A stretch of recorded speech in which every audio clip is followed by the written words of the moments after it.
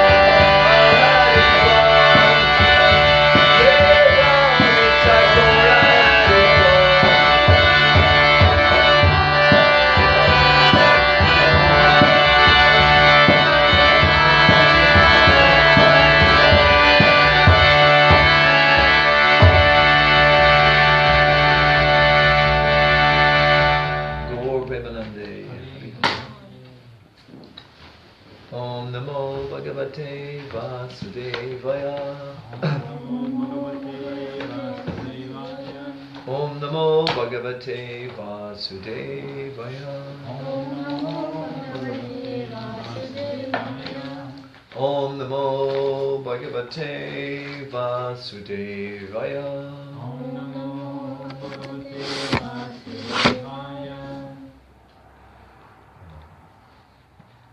Amaginati Mirandasya Jana Jana Shalakya Chakshur Militamena Tasmai Shri Gurave Namaha. I was born in the darkness of ignorance, and my spiritual master opened my eyes with a torchlight of knowledge.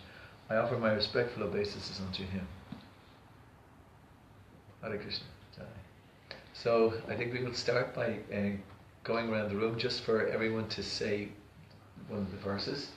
You can do it in Sanskrit as well, or you can just do it in English. It's also all good. So we're on the second chapter, and we're taking verses 11 to 20.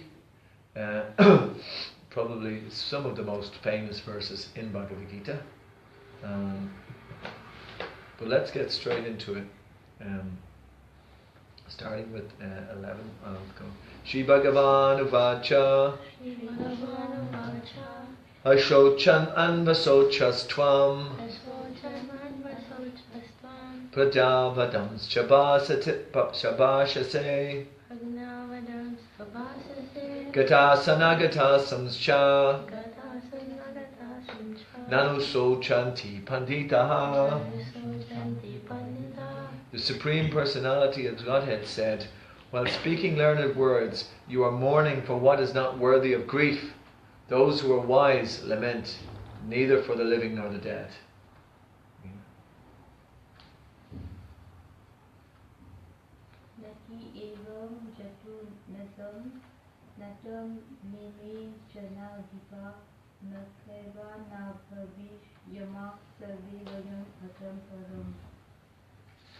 Never was there a time when I did not exist, nor you, nor all the kings, nor in the future shall any of us cease to be. Laura, do you want to read? Okay, pass. Dignosmin yata dehi kumaram yauvanantam jaga tata dehantaram praptir dirastatra na mukyati. As the embodied soul continuously passes in this body from boyhood to youth to old age, the soul similarly passes into another body at death. A sober person is not bewildered by such a change. Matras parsatu konteyas sitosna sukadukata agama payino nityas tam stitikshtasva bharata. O son of Kunti, the non-permanent appearance of happiness and distress and their disappearance in due course are like the appearance and disappearance of winter and summer seasons. They arise from sense perception, ocean of Bharata, and one must learn to tolerate them without being disturbed. Yanhi navyatayanchete purusham purushashaba Samaduka sukham dhiram so mitat vayakalpate. O best among men, Arjuna, the person who is not disturbed by happiness and distress and is steady in both is certainly eligible for liberation.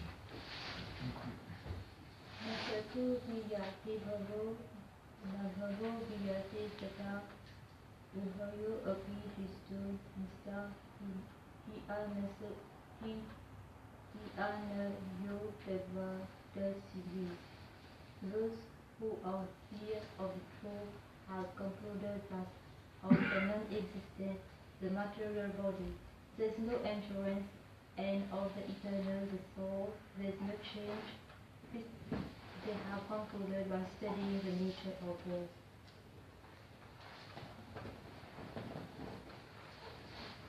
Vinashayati tadviti yene sarvamidam tatam vinasham avyayasya nakashit kartum artate.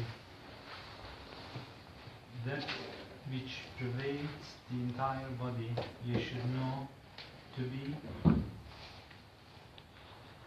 indestructible. No one is able to destroy that imperishable soul.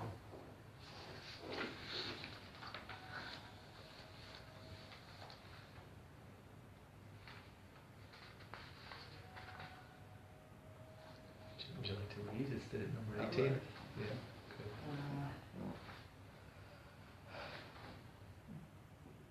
I will read first Sanskrit and then English, right?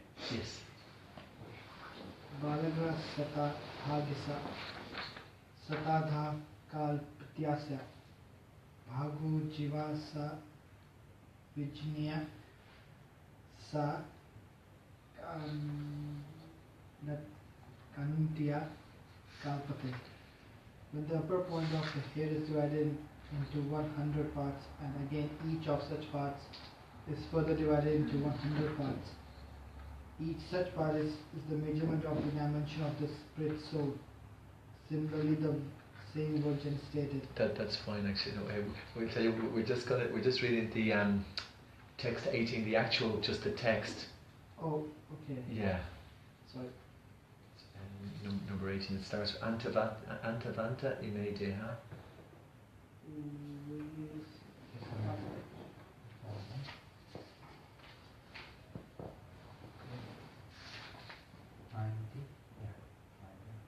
Oh, sorry. Antavant ime deha niti sayota shrin. So difficult. No. Anshino Premsaya Tatmas. I don't know, I'm sorry, I can't. No, just the English is fine actually. That's good. Alright, the material body of the indestructible, immeasurable and eternal living entity is sure to come to an end, therefore fight or descendant of Bharata.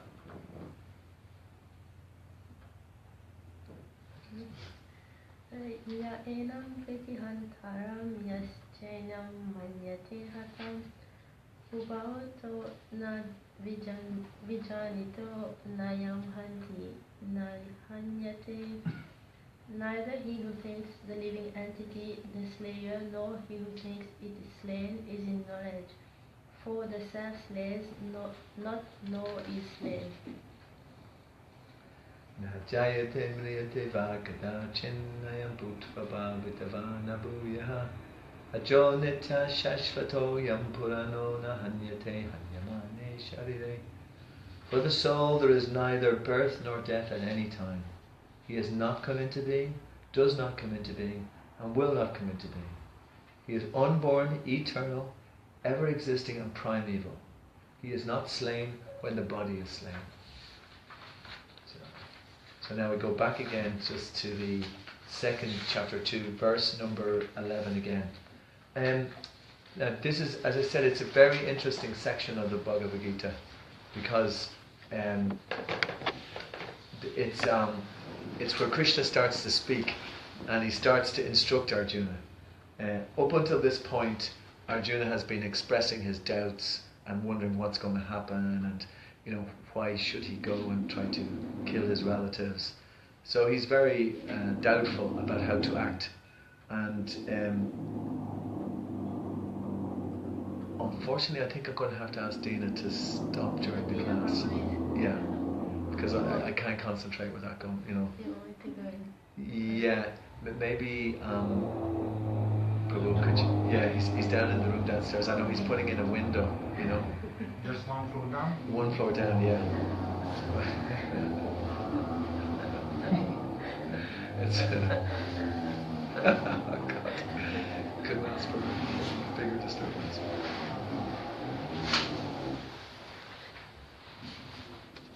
But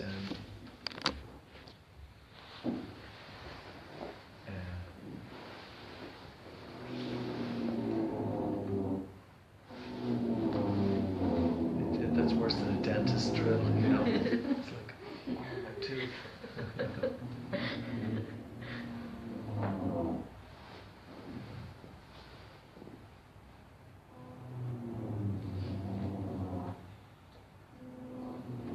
don't think the people who may be online can actually hear that, or You probably won't. no.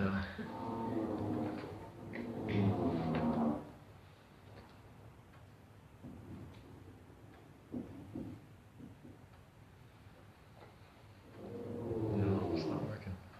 Peter may not be able to get into the room or something. Oh dear, oh dear.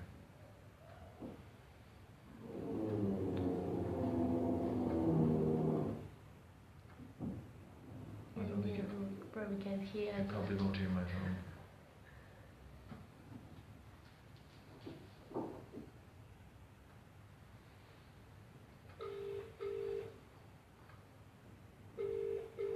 Oh, it seems to have stopped. Hopefully.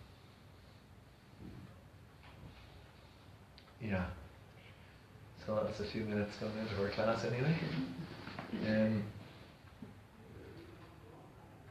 We hear at the very beginning that one who is learned, the real explanation of one who is learned is the person who knows the difference between the body and the soul. That's actually almost like the whole basis of Krishna consciousness, that you know the difference between the body and the soul. And then even further, it's taken that little step further.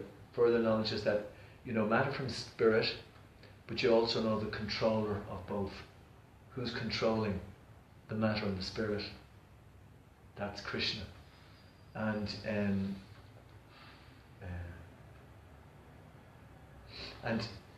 Prabhupada, again, very, very wonderfully, this is another one of these famous statements from Prabhupada, where he says that Arjuna argued that religious principles should be given more importance than politics or sociology. Now, I'm going to ask a question here. Why did Arjuna think like that? Or why would he argue like that, that religious principles should be given more importance than politics? What religious principles did he give in the previous chapter? Do you know that, Sir Ravi? What did Arjuna say? That, like, he's saying that I shouldn't kill these other people on the other side. Why did he say? Can you remember any? We shouldn't be killing. Yeah, that's true. But I'm just thinking of why should we not? What was the reasons that he was given? Protect the women and the children. He wanted to protect the women and the children, exactly, and also the elders, the older members. Yeah, because Bhishma and Drona were the elders, and he was arguing that if these elders are killed, then there's going to be no passing on of knowledge. So therefore, he's making this point. So he's saying that these are more important.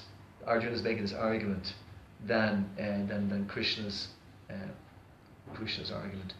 But Krishna says here, but he did not know that knowledge of matter, soul, and the supreme is even more important than religious the words formularies. Like, you know what a formula is, isn't it? Like you have a formula in chemistry. So these are religious formularies. He's saying that you can't do this because the womanhood will be polluted. The old people will die. There won't anybody be there to do the offering of pinda. So the whole thing will go kaput. But here Krishna is coming in with a stronger argument, much more important argument, that one who knows the difference between the matter and the soul, that is actually more important again. And Krishna makes the point is that because he didn't know this difference, and therefore, because he didn't know this difference, that he shouldn't argue like a learned man.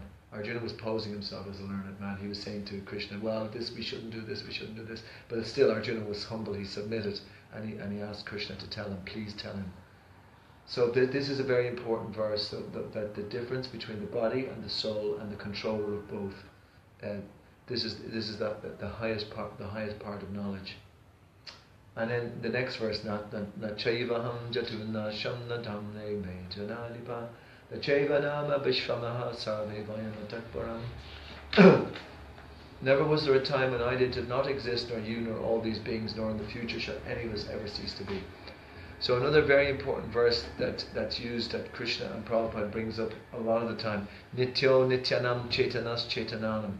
It means that there is many eternal living entities, but Krishna is he is the supreme eternal among all eternals. You know, so the point that's been made here is that we're all eternal. But Krishna is the supreme eternal, and Krishna is giving life to all of us. Krishna is suffusing us with life. It's not that we're doing this by ourselves, because we don't own anything. How do we get this life in the first place?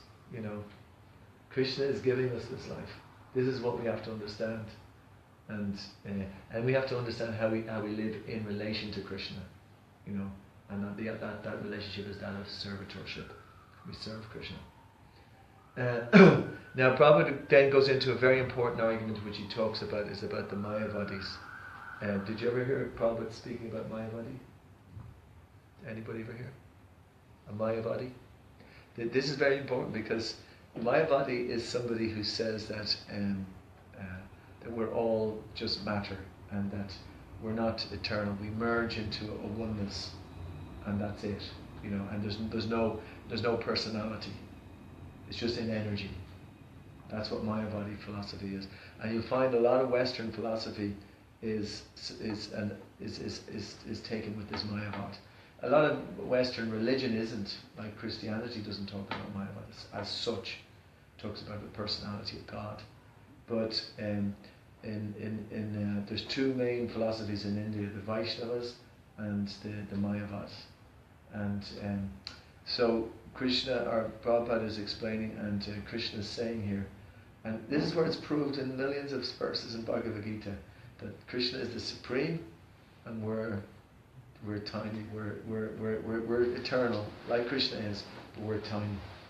You know, we don't have unlimited knowledge. Krishna is unlimitedly powerful, unlimitedly beautiful, unlimitedly famous. Does anyone remember this? There's 6 different definitions of God that Parashara Muni gave to. This is a good one to learn. It's in the first, from 2:1 to 2:10. 6 different examples of Krishna's power, of God's power. And Parashara Muni gave it. He's the most famous, he's the most renounced, he's the most beautiful, he owns everything. He's the most knowledgeable. So we see people in this world, they have little fractions of all of that. But Krishna has it to the fullest extent. So, in that way, again, just to come back to that point, we're a tiny soul, where Krishna is suffusing us with energy, and we are persons. It's just like Krishna is a person. Because Krishna has personality, he's giving us personality. So we have to learn how to live in this world with that philosophy, with that understanding. And then we will achieve ultimate happiness. Because the understanding is that the soul is eternal, and that we are the soul. That's who we are. We're the soul. We're this eternal particle. We're not this temporary situation. This temporary situation is coming and going.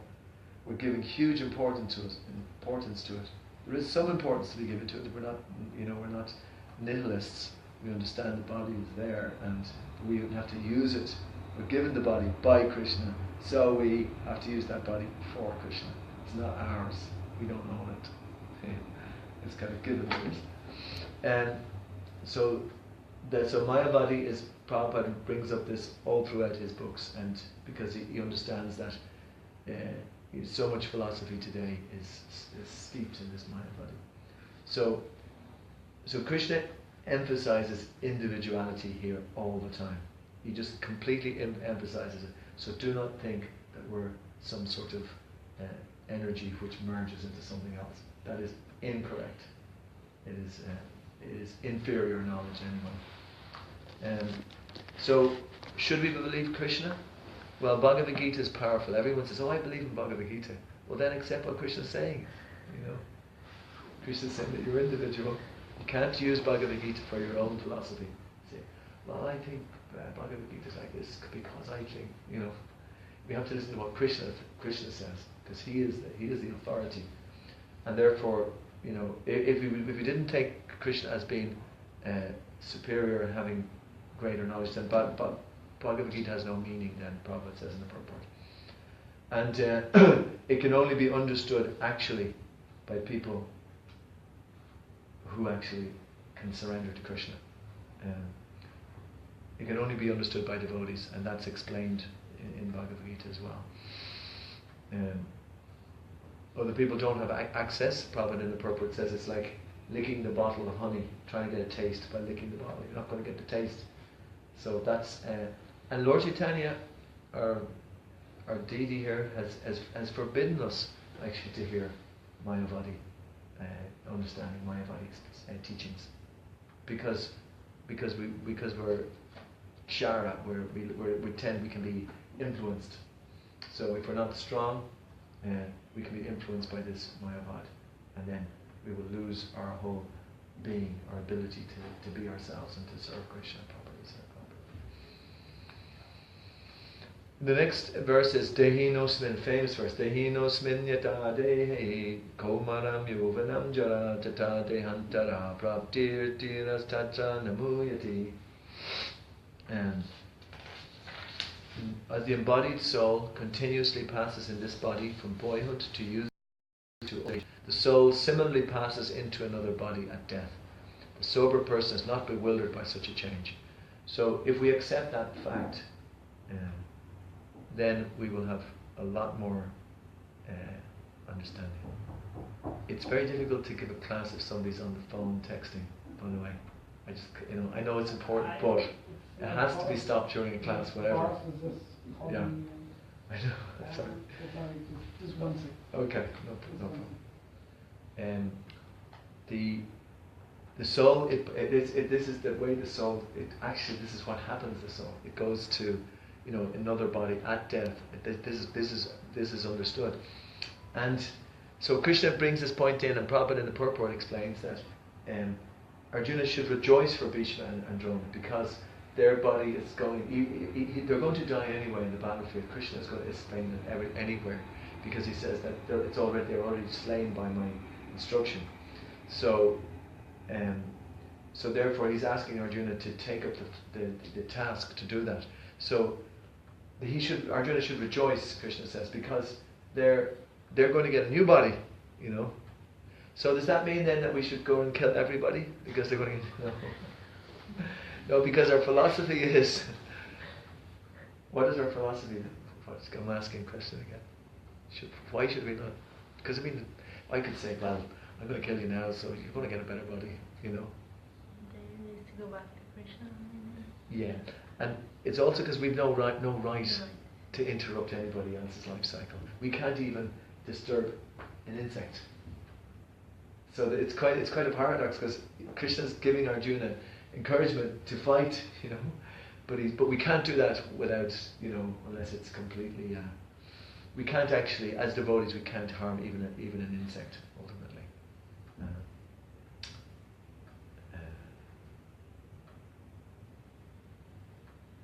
So in that sense, there's a whole explanation here that Krishna gives about kshara, the tendency to fall down, and the theory of reflection, which I won't go into just at this particular point.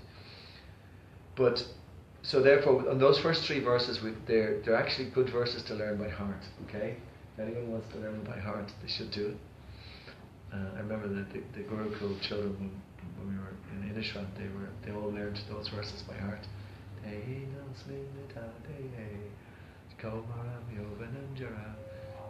But actually, this next verse is very important as well. It's text number 14.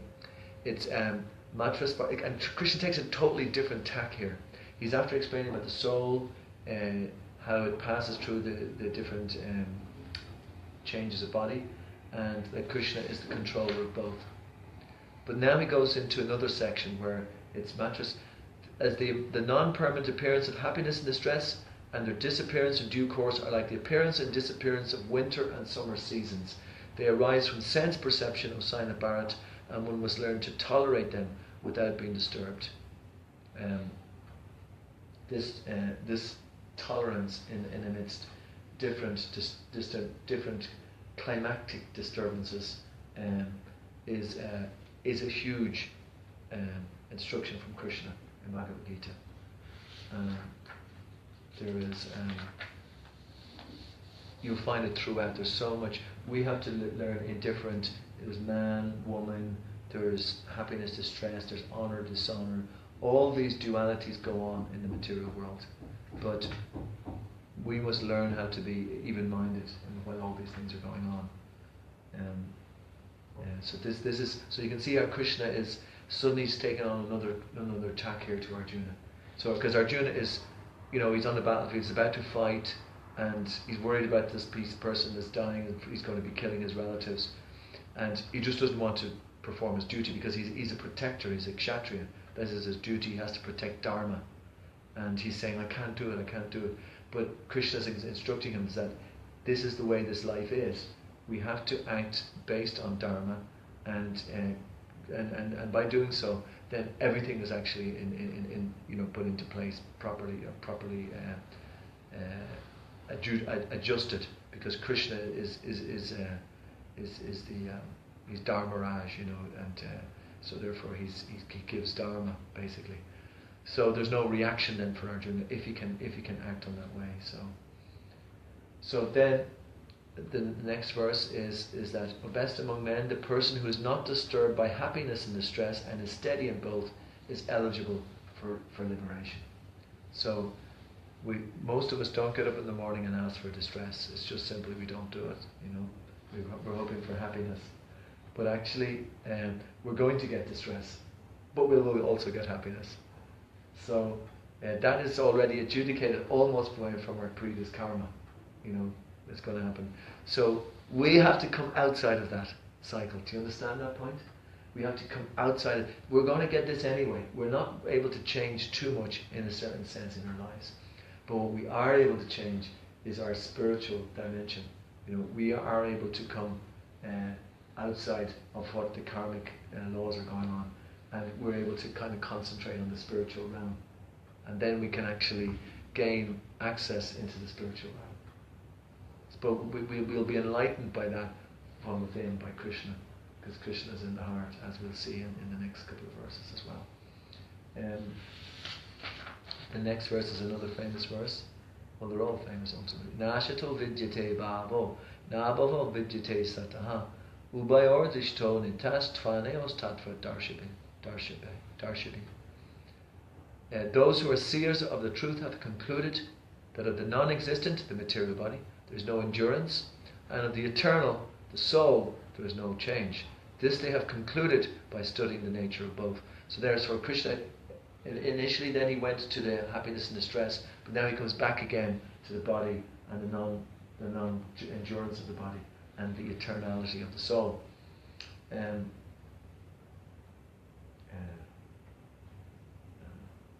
this is a very interesting purport actually, where it says that Vishnu in his abode, they all have self-illuminated spiritual existence. That's self-illuminated spiritual existence.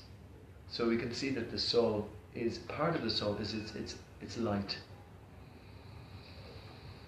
I'm going to attempt here to give an example of this, and I'm not trying to be political because, I'm not sure absolutely about the source of this, but I did see recently an understanding about the nature of the soul, but mainly about the nature of conception when we take birth, when the ovum or the egg is fertilized by the seed. We understand that the seed there's many millions of seeds are there, but one of them actually goes through and fertilizes the egg that's in all creation. At that time, it has been shown that there's literally billions of zinc atoms immediately go from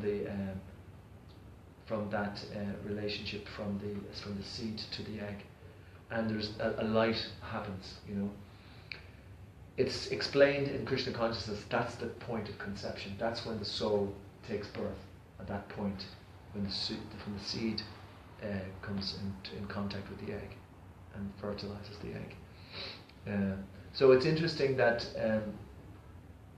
in this particular aspect that light, if you read this purport, I'm not going to get into it in total detail here, but that the soul is also related with light, so you could even get into understanding what an incredible system. Who could have set up such an amazing system of that whole, of the seed and the egg, and then becoming a person, and becoming a living entity, and growing.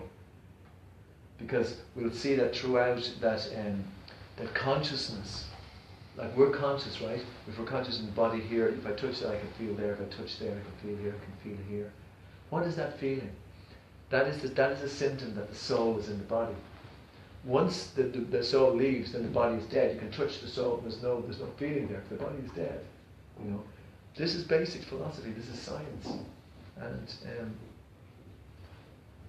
it's said that removal of ignorance involves the re-establishment of an eternal relationship between the worshipper and the worshipable. So that is the soul in the body is in ignorance, and when that ignorance is removed, then the soul can actually understand itself, and then can relate with the worshipable, with Krishna. We can see that Krishna is there. It's not only ourselves that is there in the heart, but the soul and the super soul is there, and that actually becomes tangible. The soul and the super soul recognize each other, you could say. So the living entity is always subordinate, and the master and servant, we're always subordinate. It's the teacher and the taught. It's impossible to understand the nature of reality under the spell of ignorance. And that's why Lord Krishna teaches the Bhagavad Gita.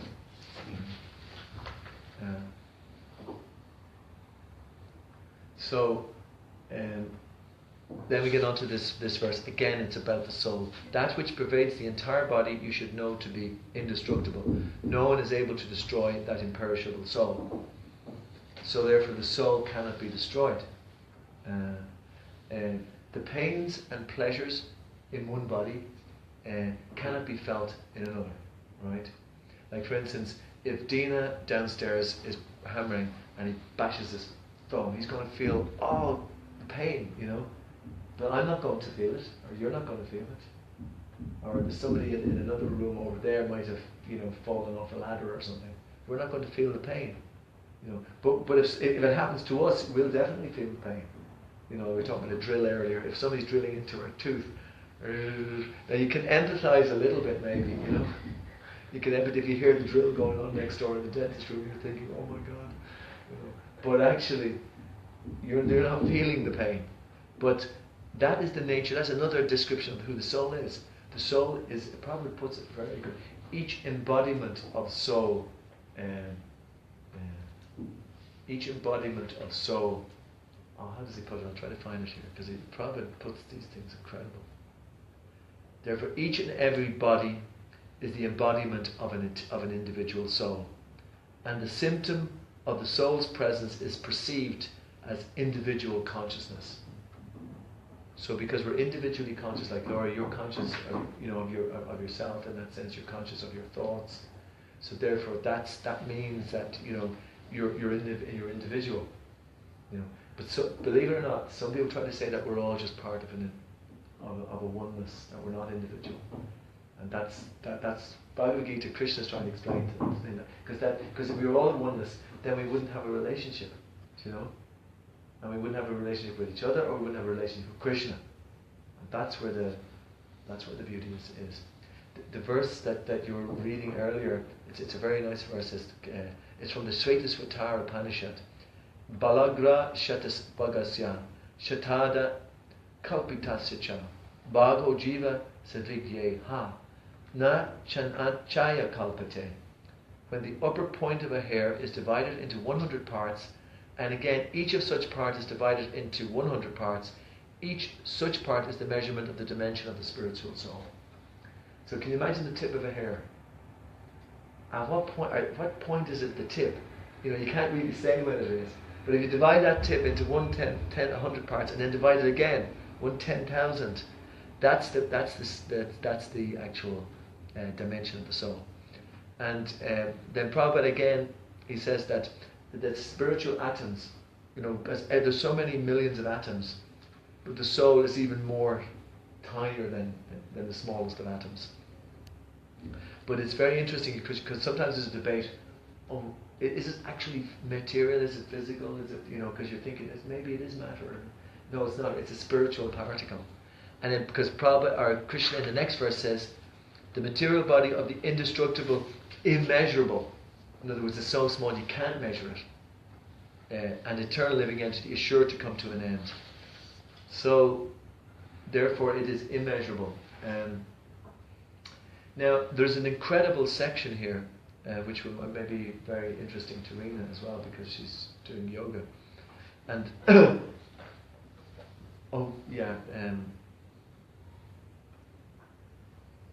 and this is what the whole goal of yoga is. Prabhupada very much clearly puts it in this particular section. It's down a little bit in the purport, but it says that the soul is atomic in size, right, and can be perceived by perfect intelligence. So you can't perceive it by a microscope, but you can perceive it by intelligence, perfect. And Bhagavad Gita is the platform of intelligence. We need to develop intelligence. I was talking to my son Jayananda this morning, and I was explaining how, you know, I find he has very good intelligence because he reads Bhagavad Gita and he's able to perceive or ascertain certain things. So this intelligence should be sharpened so that we can actually see. So here it is. This atomic soul is floating in the 5 kinds of air. So you know about pranayama and all that. So there's 5 types of air. There's prana, apana, vyana, samana, and udana. Actually, I think there's 10 types of air, but the soul is floating in these types of air, and it is situated within the heart. So this is interesting. The soul is situated within the heart, and it spreads its influence all over the body of the embodied living entities. So the soul being there, that's what spreads the consciousness and spreads the influence all over the body of the embodied living entity. When the soul is purified from the contamination of the 5 kinds of material air, its spiritual influence is exhibited. And then Prabhupada goes on to say, the Hatha Yoga system is meant for controlling the 5 kinds of air encircling the pure soul by different kinds of sitting postures. You know, yoga is not just meant so that I can feel healthy, or I can feel happy, or I can do this. No, actual Hatha Yoga is meant so as to Prabhupada says controlling the 5 kinds of air that's encircling through different types of posture, you know, and these different movements have been discovered from millions of years ago, you know. So therefore, when the posture is right, then the soul can be perceived by intelligence. And when I suppose it's not for any material profit, but for liberation of the minute soul from the entanglement of the material atmosphere. So the poor old soul, he's in there and he's in ignorance and he's entangled by these 5 types of air and by material entanglement, you know, material atmosphere. And Kali Yuga is even more entangled than other times. It's unfortunate, but it's the best time as well, because Lord Chaitanya has introduced the chanting of the holy name, and the constant chanting of the holy name can keep one aloof from the material contamination. And Krishna says as well that, and Prabhupada says, does anybody know Haridas Thakur? Yeah, do you know Haridas, isn't it? What is he famous for? Remember? Haridas famous for? Very Krishna, Krishna, Krishna, Krishna. He's the Namacharya. He's famous for chanting 300,000 names of God every day. You know, in other words, he chanted 192 rounds. So if you divide that by 16, he's practically chanting all day long. You know. So 16 takes 2 hours. So 6. Anyway, he didn't sleep much. But even he was counting the amount of times he was chanting.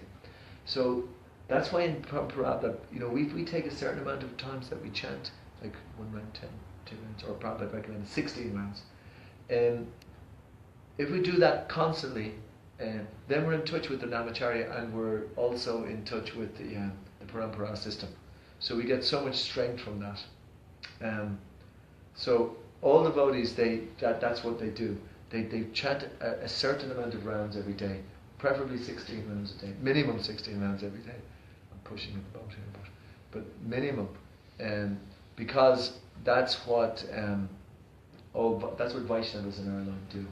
That's what we do. That's how we can remain in Krishna consciousness. Prabhupada stressed it always in so many letters. You read letters he writes to his disciples, and be sure and chant and follow the 4 regulative principles and chant 16 rounds every day. He kept on highlighting it, and believe it or not, if you do it, Krishna will reciprocate. Prabhupada will reciprocate, and will keep us aloof. So I'm just highlighting on that point because even if it's in Kali Yuga and the material atmosphere is prevalent, chanting Hare Krishna is so bona fide and so powerful that people, even demigods, take birth in this material world to experience the glories of the holy name.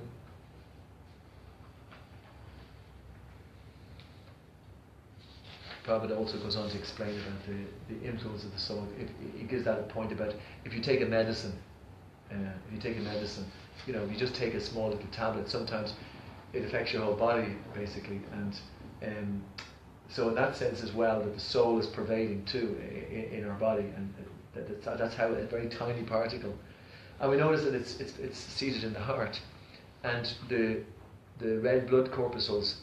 No one understands why the heart keeps on pumping. Why is it keeping pumping? Why is it doing that? Where is it getting the energy from? So the energy is coming from the soul. The soul is there just in the heart, and it's giving the white corpuscles or blue red corpuscles to go out. It's because it's getting the energy from the soul, because the soul is unlimited energy in that sense ultimately, because we're eternal.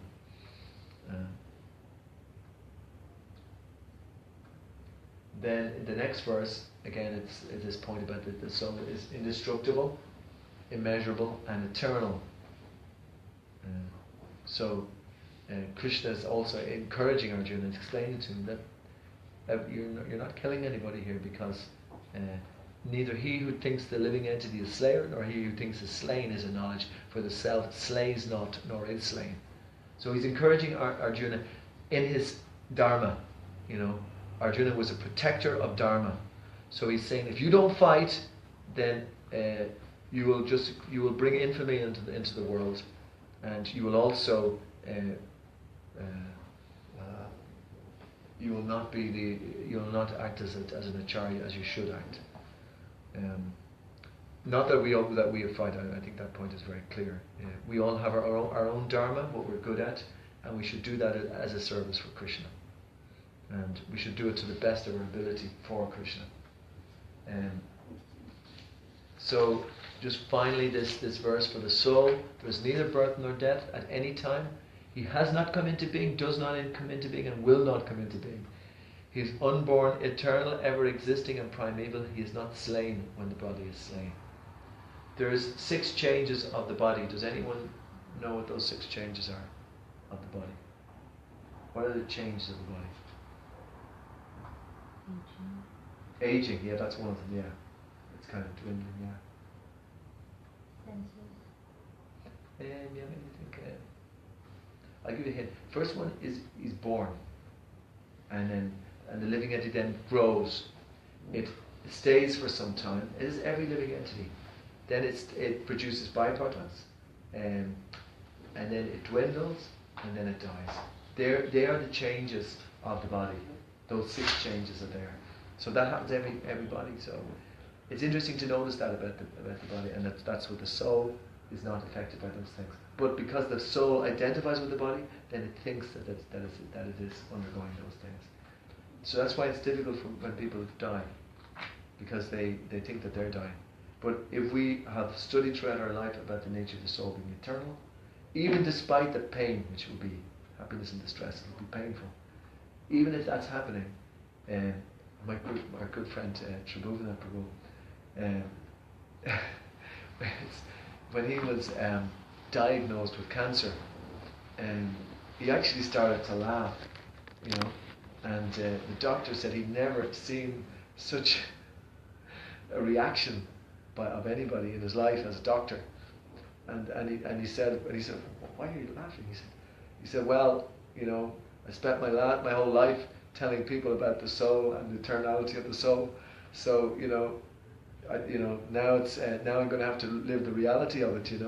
He was saying, if I'm upset by it now, then my whole teaching for the last 30 years doesn't mean anything. So anyway, it was a very clear sign of his realization of that. But it's also interesting to note, actually at that time, even when he was diagnosed, Tribhuvan Prabhu, he tried to care for the body actually, because he had so much that he had still to give. But it happens that Prabhupada sometimes he calls different devotees back, sometimes ahead of time, because he wants them to preach somewhere else. So in that way, then, though, that we also feel in that way the eternality of the soul, and that the body is the thing that is changing, and that's what will help us, at the point of death, if we learn this and we experience this. And how can we perceive the eternality of the soul? Through? Anyone remember? Can we perceive it through a microscope? Through which? Yeah, the heart. Yes, that's true. And there's some other aspect of ourselves through our spiritual intelligence. Through intelligence. Intelligence is very important, because that's what the Bhagavad Gita is giving us. It's like Krishna's coming and giving. Here you are. Here's the intelligence. Krishna's like giving it to us like that, And because that verse comes up as Tadami Buddhi Yogam Tvam. Krishna gives the intelligence by which we can come back to him. He's extremely generous. Krishna's the most generous in that sense. Consciousness is a symptom of the soul, and if we're prone to be forgetful. But we have to understand, just to get back to your point about the heart, that Krishna is there as well in our heart with us, and he's giving us direction. So I'll just read what Prabhupada says. There are 2 kinds of souls, namely the minute particle soul, the Anu Atma, and the super soul, the Vibhuma Atma. This is confirmed in the Katha Upanishad in this way. Anora Aniyan Mahatoma Hiyan Atmasya Jantor Nihitogu Vayan Tam Akratu Pashate Vita Shoka Dato Prasadan Manhimanam Atmana.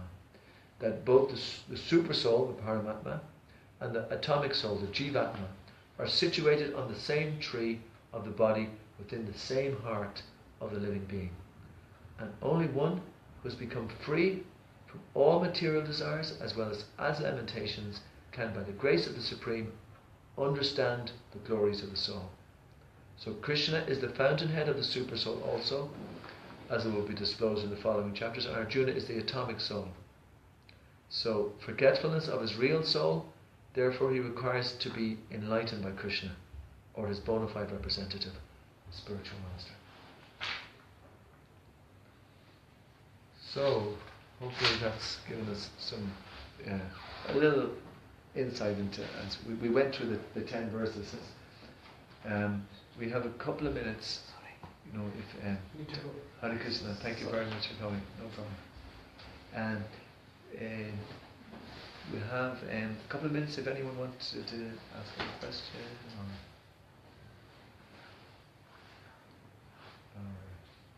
or any what if we were to say one thing that has struck you from all of that class, what would you say? Is there anything that you'd say that you remember from it?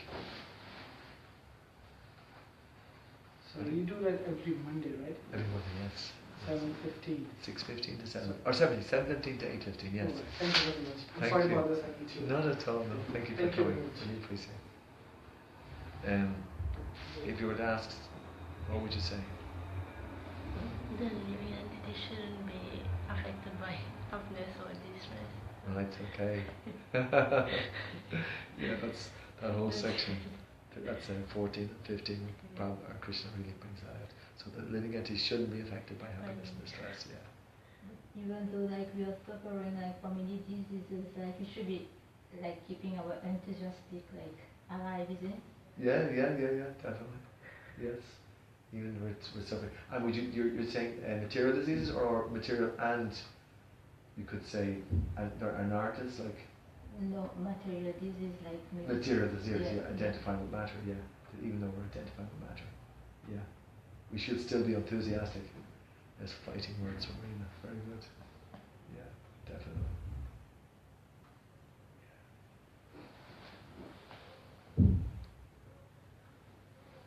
So Laura, if someone said to you, what was he talking about all the time? What would you say for one thing?